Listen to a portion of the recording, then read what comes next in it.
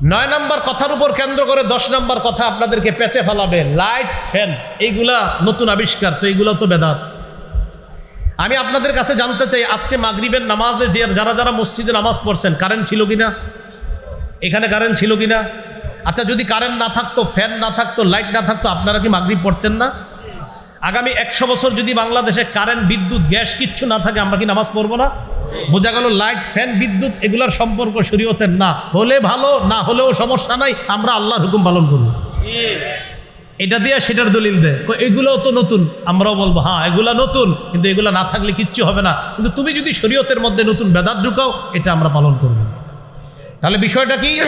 Light কি শরীয়তের মধ্যে কোনো আমল? বলেন। তাহলে ফ্যান, লাইট এগুলা কি শরীয়তের কোনো ইবাদত?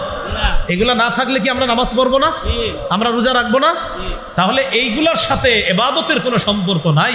এগুলা না থাকলেও আমরা ইবাদত করব। হ্যাঁ, শরীয়তের মধ্যে ইবাদতের নামে নতুন কিছু ঢুকানো, এটার নাম বেদাত।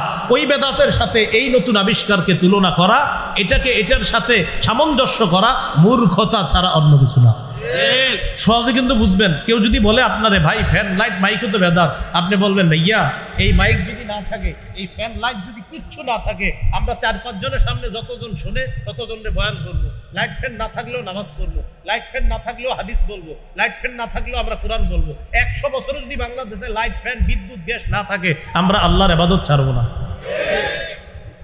তো এগুলা কি ছিল আগে? তো তখন কি ইবাদত চলে নেই?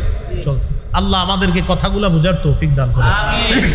তো এখন প্রশ্ন হবে, তাহলে লাখ লাখ মানুষের ওয়াজ করবেন কেমনে যদি মাইক না থাকে? জবাব দিব, লাখ লাখ মানুষের সামনে ওয়াজ করারও সুন্নাহ সিস্টেম আমাদের জানা আছে। সেটা কি? একজনে বয়ান করবে, আরেকজন ওখানে দাঁড়াবে, তিনি তার বক্তব্য আরেকজনকে জানাবে।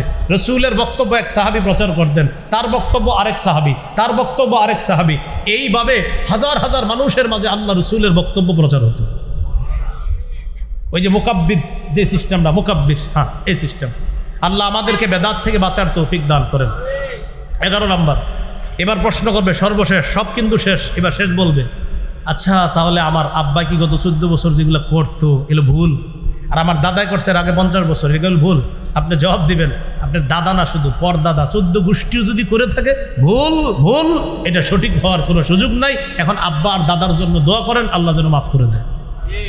তাহলে বলেন তো ভুল কি? ভুল বলেন, ভুল কি? ভুল। সর্বশেষ কথা 12 নম্বর, বলেন বেদাতের পরিবর্তে ব্যাপকভাবে নিজে সুন্নতের আমল করব।